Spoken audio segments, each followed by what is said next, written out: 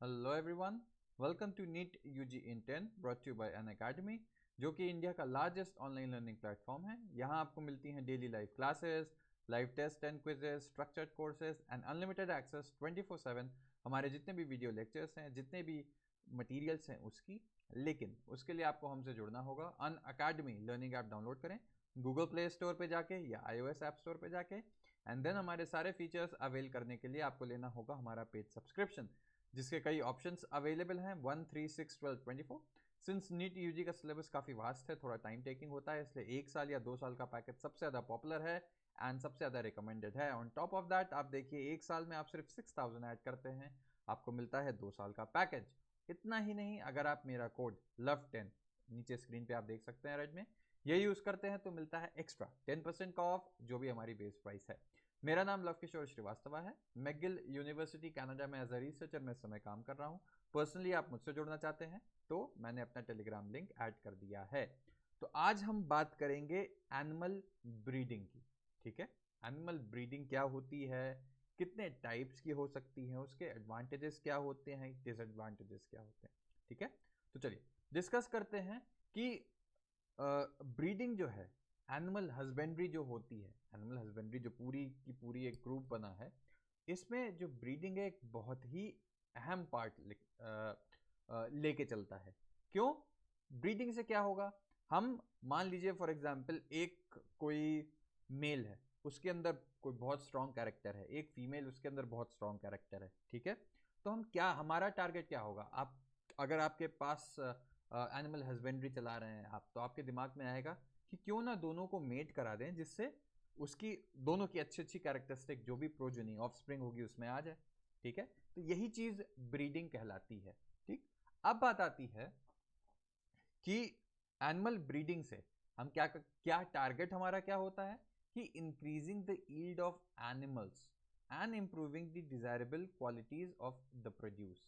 ठीक, अब डिपेंड करता है कि ओवरऑल एनिमल जो हैं उनकी क्वालिटी खुद, प्लस फॉर एग्जांपल अगर काऊ है, ठीक, तो काऊ क्या करती है, मिल्क देती है। तो हमारा टारगेट ऐसा होगा कि हम ऐसी ब्रीडिंग करें कि सबसे अच्छी क्वालिटी का मिल्क और सबसे ज़्यादा मिल्क। ठीक है, अब एक दो काउज हैं, आप उनको कंपेयर कर लीजिए। एक जो है दिन भर में सिर्फ 2 लीटर दूध देती है, दूसरी जो है वो 50 लीटर दूध देती है। ठीक, और 50 लीटर वाली का क्वालिटी भी अच्छी है, तो आप किसको सेलेक्ट करेंगे, किसको चूज करेंगे? डेफिनेटली जो 50 लीटर देती है ना।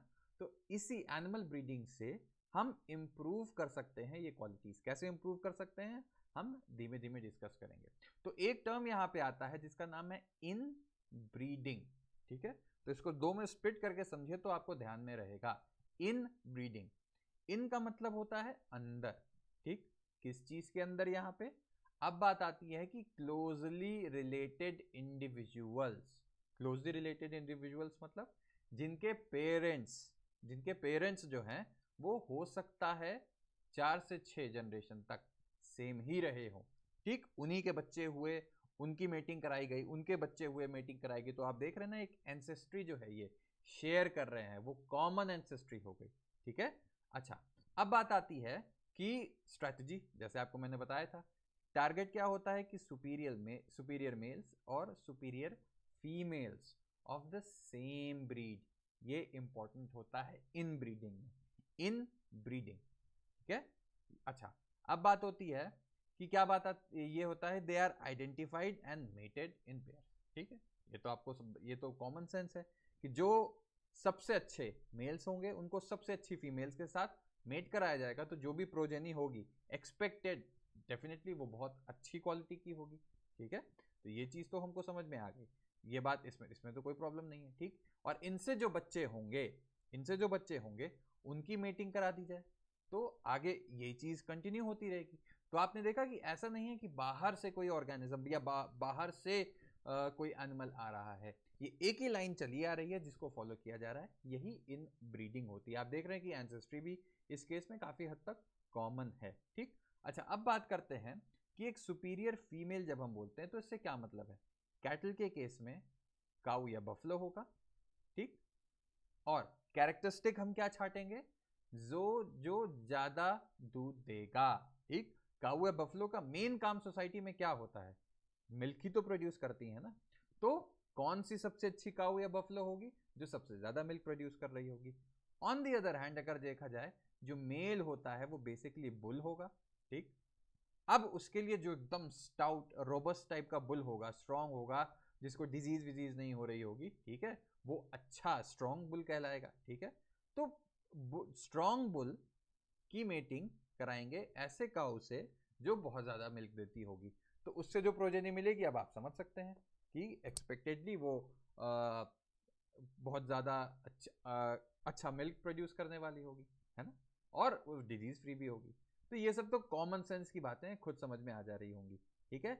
अब बात आती है एक शब्द जिसका नाम होता है प्योर लाइन। प्योर लाइन क्या है? यही चीज़ जो मैंने आपको बताई थी कि जब एक ही लाइन, जो ये पेरेंट्स हैं, इनके बच्चे हुए, उनसे ही बच्चे नए पैदा करा दिए गए, ठीक है। तो आप देख रहे हैं ये कॉमन प्योर लाइन चलती आ रही है, प्योर लाइन, बाहर से कहीं कंटामिनेशन नहीं आ रहा। यही केस था पीज में भी जो मेंडल ने एक्सपेरिमेंट किया था, ठीक है। तो वहां से आप इसको कंपेयर कर सकते हैं प्योर लाइन, ठीक। अब इसी में क्या होगा, ये होमोजाइगोसिटी बढ़ाएगा, ठीक है। हेट्रोजाइगस तो होगा ही नहीं, क्योंकि एक बार हमने डोमिनेंट कैरेक्टर ले लिए, यही डोमिनेंट कैरेक्टर आगे बढ़ता जा रहा है, इसीलिए वो होमोजाइगस होगा, हेट्रोजाइगस तो होगा ही नहीं। यही केस पीस में भी था, आप जेनेटिक्स में पढ़े होंगे, मैंने जेनेटिक्स में पढ़ाया भी हुआ है, ठीक है। अच्छा, अब बात आती है कि इन ब्रीडिंग नेसेसरी क्यों हुई? क्योंकि इससे हम प्योर लाइन एनिमल निकाल रहे हैं, बहुत इंपॉर्टेंट पॉइंट। और क्या होता है कि जनरेशन बाय जनरेशन हमको पता चलता जाएगा कि अच्छा बार बार ये चीज़ है, ये एक प्रॉब्लम आ रही है जो सब में दिख रही है, तो वो क्या होगी, एक्सपोज हो जाएगी। तो हम क्या करेंगे, नेक्स्ट टाइम उस चीज़ का ध्यान देंगे, और जो भी हमारी सुपीरियर जीन्स हैं वो धीमे धीमे करते हुए एक्यूमुलेट कर जाएंगे, और जो लेस डिजायरेबल जीन्स हैं हम ऐसी काउस को या बुल्स को छांटेंगे नहीं जिसमें वो जीन्स प्रेजेंट हो, वो कैरेक्टर एक्सप्रेस कर रहा हो जो अनवांटेड है, ठीक है। तो सिलेक्शन का मेन आपने कहानी देख ली, ठीक है। तो अब ये आपको समझ में आ गया कि प्रोडक्टिविटी बढ़ा देता है इनब्रेड पॉपुलेशन की। लेकिन इसमें एक सबसे बड़ी प्रॉब्लम आती है कि इस लाइन में जैसे हम आगे बढ़ते चले जाएंगे प्रोजेनी बाय प्रोजेनी, तो it reduces fertility and even productivity. ये इंपॉर्टेंट है, इस टर्म को हम बोलते हैं इन ब्रीडिंग डिप्रेशन। तो ध्यान रखिएगा, इन ब्रीडिंग डिप्रेशन क्या होता है, जब ये क्लोज इन ब्रीडिंग होती रहे तो कुछ समय बाद जो है फर्टिलिटी और प्रोडक्टिविटी कम हो जाती है। This is in breeding depression. और एक टर्म आता है आउट ब्रीडिंग। अब नाम से समझ में आ रहा होगा कि यहाँ ब्रीडिंग ऑफ अनरिलेटेड एनिमल्स, ठीक है। और इंटरेस्टिंग बात है कि सेम ब्रीड के हो सकते हैं लेकिन कोई कॉमन एंसेस्टरी ना हो, ठीक, या डिफरेंट ब्रीड के भी हो सकते हैं, उसको बोलेंगे क्रॉस ब्रीडिंग, क्रॉस ब्रीड हो जाएगा, ठीक। इवन डिफरेंट स्पीशीज भी हो सकती है, उसको बोलेंगे इंटर स्पेसिफिक हाइब्रिडाइजेशन। तो अब आपने देखा कि आउट ब्रीडिंग में वैरायटी आ गई, ठीक है। एक चीज होती है आउट क्रॉसिंग।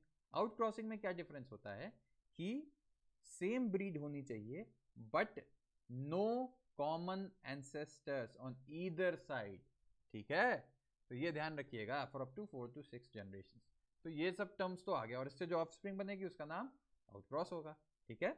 अब बात आती है कि इसके कारण से क्या होता है, this is the best breeding method for animals that are below average in productivity. आपको बताया था कि अगर इन ब्रीडिंग होती जाएगी तो प्रोडक्टिविटी कम होती जाएगी, फर्टिलिटी कम होती जाएगी, तो उसको हटाने के लिए डेफिनेटली क्या होगा, आउटक्रॉसिंग की जाएगी, ठीक। चलिए, ये आपको to overcome inbreeding depression, ये पॉइंट तो आपको बता ही दिया। क्रॉस ब्रीडिंग क्या होती है, एक और टर्म आया जिसमें superior males of one breed are mated with superior females of another breed. बहुत इंपॉर्टेंट चीज है ये, ध्यान में रखिएगा, कंफ्यूज मत होइएगा। इससे क्या होंगी, दो अलग अलग ब्रीड की, जैसे डॉग्स में भी आपने देखा होगा कि एक लैब्राडोर है, ठीक है, और उसको डॉबरमैन से अगर आप करा लें तो लैब्राडोर की कैरेक्टरिस्टिक, नहीं तो आप लैब्राडोर में ही घूमते रह जाते, अब डॉबरमैन की भी कैरेक्टरिस्टिक आ गई, उसकी स्पीड आ गई, ठीक है। तो इस तरीके से ये होता है, ये सब बेसिकली आपको समझ में आ गया, और फिर उससे कमर्शियल प्रोडक्शन हो सकता है, ठीक है। एंड एक एग्जाम्पल आप याद रखिएगा इसमें, हिसारडेल जो है it's a new breed of sheep, किससे बनी है, बीकानेरी ईवीस एंड मरीनो रैम्स के मेटिंग से। इंपॉर्टेंट क्वेश्चन है, ध्यान रखिएगा। आई होप कि बेसिक इंसाइट मिल गया हो कि एनिमल ब्रीडिंग में क्या होता है, कैसे होता है। सब्सक्राइब करें चैनल, लव 10 कोड यूज करके अनअकैडमी से जुड़ें। मुझसे पर्सनली जुड़ना है तो टेलीग्राम लिंक नीचे ऐड है। Thank you so much.